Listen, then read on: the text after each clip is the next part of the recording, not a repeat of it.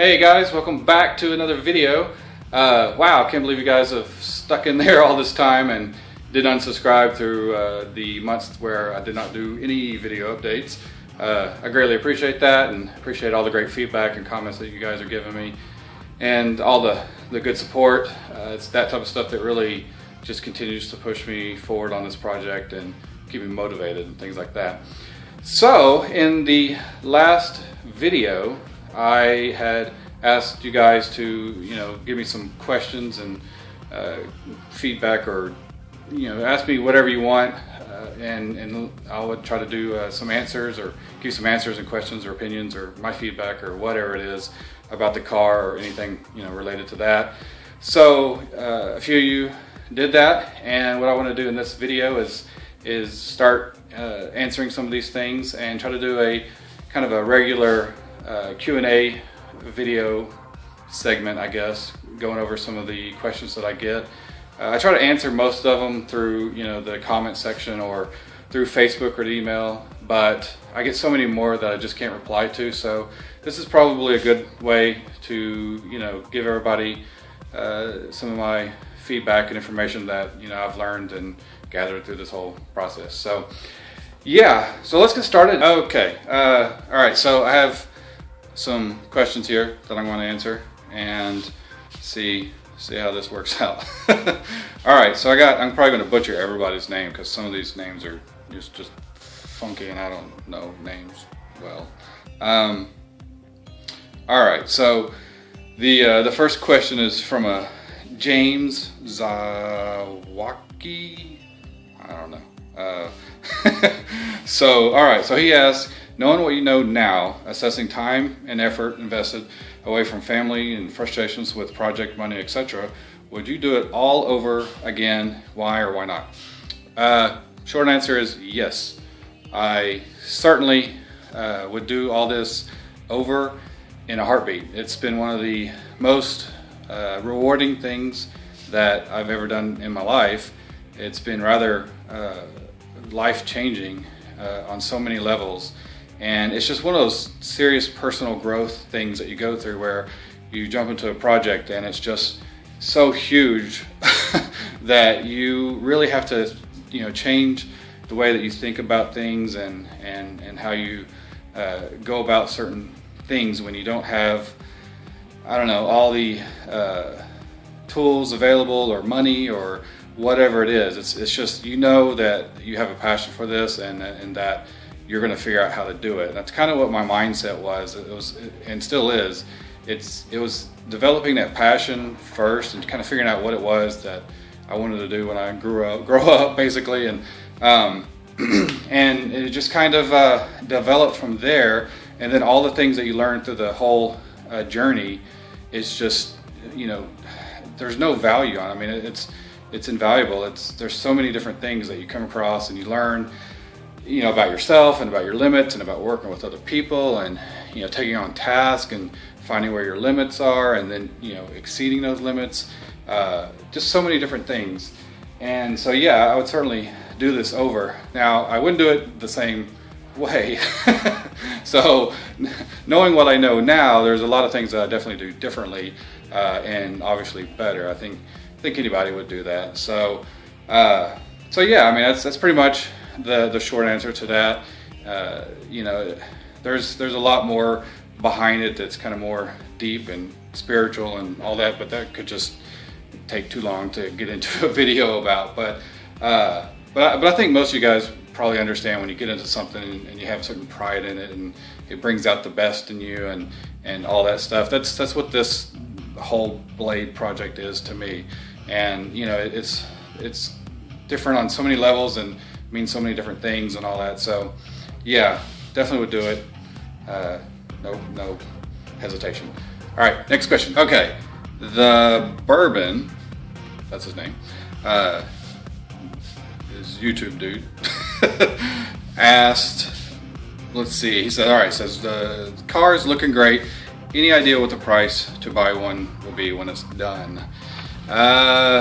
Yeah, so this is kind of a hard question. I get this a lot and certainly have ideas of what the price is going to be, but I have always hesitated to really say, just because I was uncertain without really, knowing what was going to be involved. But now that, we have a plan in place and been working together, so much with some people, and we've kind of, figured out what the cost is going to be. And although it's not, set in stone, we won't really truly know until the prototypes are done and we have it sorted on where we're going to get everything supplied, and how the manufacturing is going to go and all that.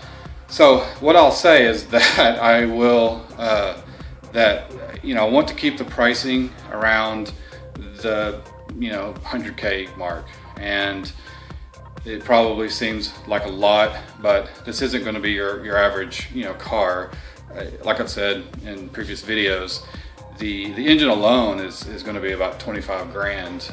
To make 750 horsepower in a little car with carbon fiber composites and high quality seats and airbags and meets compliance and safety regulations, all those different things, and our competitors are going to be, to compete with the Porsches and Corvettes and Viper and all those higher end but not like ridiculously priced cars. So in other words, it's not going to be a $400,000 car, and certainly not going to be a $1 million 1200 horsepower car that can do 267 miles an hour on the Texas mile. Not talking about any car in specific with those numbers, but yeah, so I mean, that's not the goal of this whole deal. This is to really create a car that is fun to drive, that you can take on the track and you can go out on dates with, and you can drive around town, and it's comfortable and fast and handles good, but yet gives you all that flexibility of being able to come out, open up the hood, have a familiar engine and a drivetrain that you can work on yourself if you wanted to, and it's something that's not going to cost you, all the money in the world to do. You open up the back of a Pagani or a Koenigsegg or Ferrari or whatever, it's such one-off for every customer that you really can't afford to work on that car, even the people that buy those things. So that's not what this car is about. This car is about bringing back the passion and that, I don't know how to explain it really, but it's just about bringing back the things that people used to do when they had their old Mustang. Not even old, I mean, we're talking like 80s, 90s, but people were able to work on cars then, and they had fun doing it, and they were able to enjoy their car and have certain pride in the things that they did. Or we want this car to be, high-end, exotic in kind of an American way, and then have a certain excellence about every quality piece on it. So we want it to be super quality, like you would get in a German-made Porsche or something, like that. But something that had Ford components, American-made products or components that you can get, that are available, and you can modify and you can get performance things done to it. You have a Ferrari, you can't take it to some guy in your town that does turbo mods. He's going to be too scared to work on that car, and Ferrari probably won't even let him. And not that I don't get me wrong, I love Ferrari, I love all these exotic cars just as much as everybody else does, but that's not my goal with this thing. I want you to be able to take this car to the local performance shop and have them put on turbo kits, or maybe tweak the kit, or maybe do some adjustments, or maybe bring it back to us and we can do those things too. And it's not something that will take half a year to do, because it's simple and easy to do, and not super expensive on you, which makes it not expensive on us too. So yeah, I hope that answers that question. The price is going to vary around that point. I'd like to get it lower, but knowing everything that's going to go into the car, in order to make money with this, it has to be about at that range.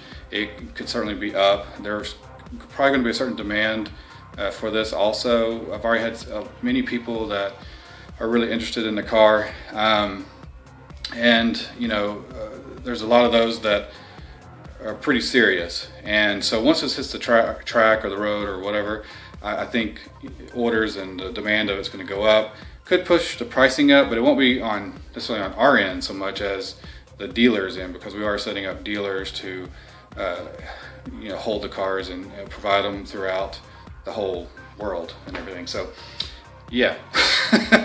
All right, so that kind of answers that, but it's no guarantee that it's going to stay at that range just until we get the prototype on the road. But that kind of gives you an idea of where, you know, at least I'm shooting for, and where I think us as a team, we're kind of shooting for that range.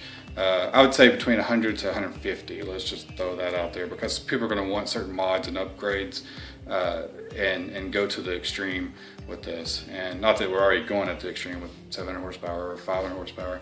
So anyway, all right, next question. All right, from Piznaz, I guess. Like I said, I'm going to butcher these names. He says, good to hear there's progress being made. What people have to realize is that you're a privateer funding this ambitious project.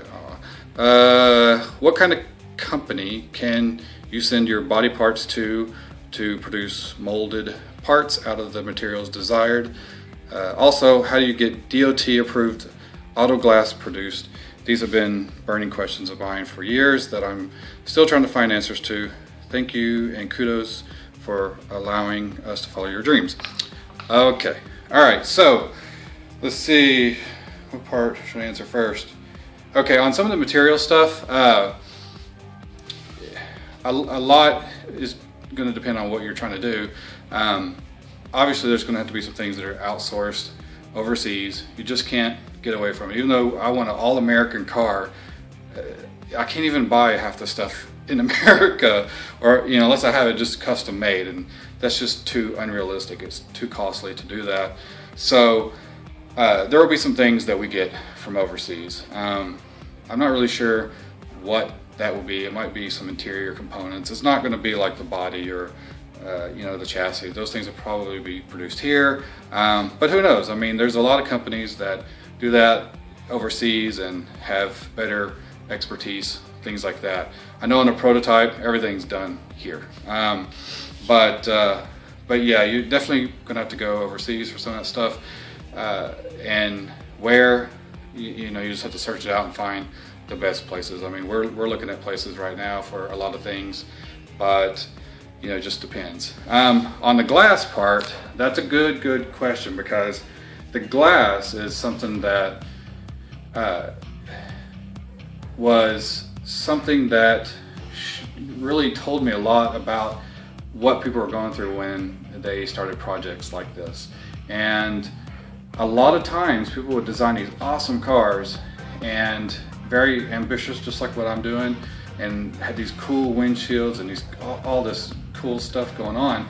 But the one place that I saw the projects die at was at the glass stage, like trying to get glass made for the windshield. And this was something that I started at the glass, and that was the first thing that I figured out first, was like, let me address that issue before I even get started, you know. And I looked around and called people, and to have glass made, which you have to go overseas for that, is very expensive. I mean, you're talking at least 20-25 grand just to get going, to have molds made, and you have to commit to an order of 500 plus. You know, it kind of depends on who you're dealing with and what area of the world you're dealing with. But in general, I mean, that was what what I was looking at when I first started. So I was like, well, let me find a car that was already made, many of, and something I could use the glass and would fit my design and things like that. And so that's how I ended up with the good old Miata or MX-5 windshield glass, because it's DOT, it's made in China, it's easy to have made, the molds are already made, so if I need more, there'll never not be any. You know, the MX-5 is kind of like the foreign version of a Mustang. There's just so many of them, and it's just a good shaped windshield, and it fit the car design and the size pretty good. you know, on the next car that I design or whatever, that's obviously going to be another challenge. So I'll look at something else. But yeah, I mean, that's how I addressed it, and how I dealt with it is I went to someone else who makes the glass, and I made sure that it's easily, you know, available and very cheap and inexpensive. So you know, it's kind of, I don't know, it depends on what you call inexpensive, but glass in general is not super cheap. But you have to get everything, and all the molding and all the trim, all the, you know, hold pieces, all the cowl pieces. So there is a lot to just the windshield. You have to make sure that you can get all that stuff available, or that it's not going to be too costly to have made. So yeah. All right, next question. Okay, all right, so this one is from Adam M, who I know pretty good for a long time now, and I've had a lot of emails with, but he asked us on the YouTube comments. So he said, was there a time where you read through all the government regulations and whatnot? Can you do a video talking about changes you may have had to make to the original design, or things you would have done differently if you didn't have met regulations in the US? Let's see, also, are you planning on going international? Do you have to meet a whole new set of rules and regs for that? So, all right, and it's like, thanks, loving the progress. Glad everything's moving along. Okay. All right, so yes. Okay, so yeah, the regulation thing was a huge thing getting going on this. I had to do a lot of research just everywhere that I could, and I actually looked to Europe first and found a lot of information over there, and then ended up finding the US information, which is much harder to find. I don't know, everything in the US is so much harder. It's crazy. So the regulations over there were telling me, you know, things like some of the concerns I was having was the headlights and things like that. Like, how low can they be, you know, to the ground? How high do they have to be? How high does the car have to be off the ground? How much space in the fenders do you need to have? What kind of space do you need in the front for bumper safety, you know, devices and things like that? What about the turn signals and reflectors? Where do those have to be? And what are the angle of attack, basically, like at what angle max do you have to be able to see those, you know, on the car? So those are the questions that I was looking for, and I went to some places in Europe and found some information over there, and it turns out that their laws allow for a lot lower car and a little bit more lenient on some of that thing. So when I first designed the front end of the blade, it was much different looking, and you can probably find some of those photos on the internet. It was very Mustangy, and I don't know, that's what people would say. To me it was different, but it had the same characteristics of this front end that you know, the car has now. But the reason that it has this shape now is because of those changes. So it wasn't like, I'm going to make this look like a lot of people think it was like a Viper or like an S2000 or something, which is kind of strange. But anyway, so I didn't set out to make it look like that. It just naturally morphed from that previous design into this, which I actually like better. And I was even having issues with the previous design. It was my first design, and so it was kind of welcomed changes. But it came after I had realized that I had put the headlights about I don't really know, yeah, about 19 inches from the ground to the center of the headlight, and I thought that that was going to be sufficient for US. So I thought the opposite. I thought Europe was going to have stricter regulations on something like that, but it turned out that the US actually does. So the headlights had to be between 24 to 26 inches from the ground to the center of the headlight. So, and I didn't even find that information until later. And what I did is I ended up finding a friend's newer Corvette, and basically just measured everything on his Corvette. I figured that was like the lowest car that I could find that kind of had the lowest stance and met all the regulations, and I figured if I followed the kind of the guidelines of that, then I'd be okay. So so yeah, so when we're looking at the front end, well, if I can do it with my phone, then we're looking at, you know, the headlights. So I made sure to make a good selection with the headlights that wrapped around enough to be able to see the reflector and to be able to see the turn signal. So this kept me from having to put the turn signal on the outside of the car, which on the Corvette at the time, the turn signal was kind of like real long. Some of them were like on the fender right here, and some were on the side. So I had learned that you needed to have about a 30-degree or so, you know, viewing to these two items, the turn signal and the tail light. So that meant that when you're sitting basically on the side of the car, so here we are at the side, I got a bunch of stuff in the way. See, I can actually see the reflector, and I'm exactly on the side of the car. So you had to be able to see 30 degrees from over here and still be able to see the reflector. And there's a tiny one for the turn signal right there. So if I come around and I'm over here, you can still see that where the turn signal reflector is and where this orange reflector is, just barely. So that was how I addressed that, and was one of the changes that I had to make to the car. So there was a few things with the tail lights. I had to make sure that those are high enough and make sure that the car was at about 6 inches off the ground, and then allow space for it to be lowered later. But as a manufactured vehicle, it needed to be from the ground 6 inches to the most bottom part of the frame. Not the most bottom part of the car, so your oil pan could actually be down a little further, from my understanding. So there's still going to be some issues that we run into with the compliance of everything, and we're just going to have to come across that. But the best thing to do is get with, you know, your state and find out what the details are. You know, get with the Department of Transportation, or whatever it is over in Europe, and they will walk you through whatever you need. They will give you the paperwork. They will give you everything that you need to do, and it's going to be a pain in the butt, especially if you're making a one-off and everything. Now with what we're doing, luckily I have a little help in that area through a company that does a lot of kit cars, and so we're able to kind of go down that path, although this isn't a kit car. But at least for the first few prototypes and maybe the first few production versions, we'll be able to go down that road. And then later we'll have to get with the state and federal regulations and meet their safety requirements and go through some of their testing, which will cost lots of money and be all ridiculous and things like that. So that's something that we'll just have to do.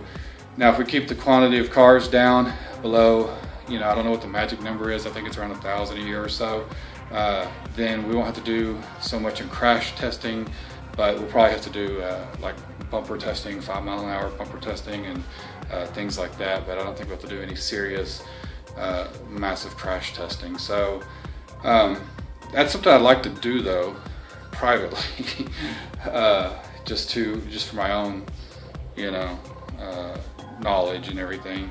So yeah. So anyway, so I hope that kind of answers the question on that. Do you meet? Let's see. So yeah. So yeah. After learning the all those variations and regulations, and something else I learned is each state has a different set of rules on the cars, which I thought was kind of interesting. So some cars, the max for a car headlight was at 24 inches. In some states, the max was at 26, and that was for cars. And if you had a truck, it was like 48 or 56 or something like that.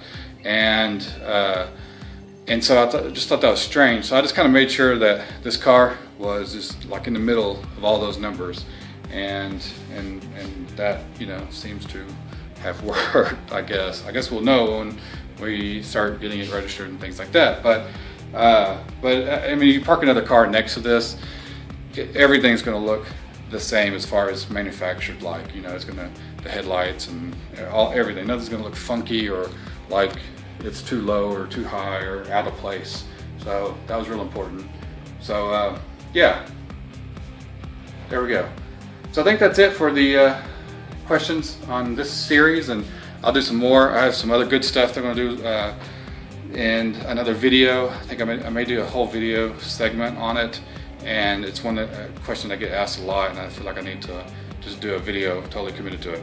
So anyway, all right, I'll see you guys next video. Hope you enjoyed all the questions in this one. Make sure to leave your comments and ask more questions, whatever else you want me to talk about and answer and go over, all that stuff, and all that. So, and I know I say and all that crap a lot. I'm not a professional speaker, so back off. No, I'm just kidding. Anyway, all right. See you guys next video. Later.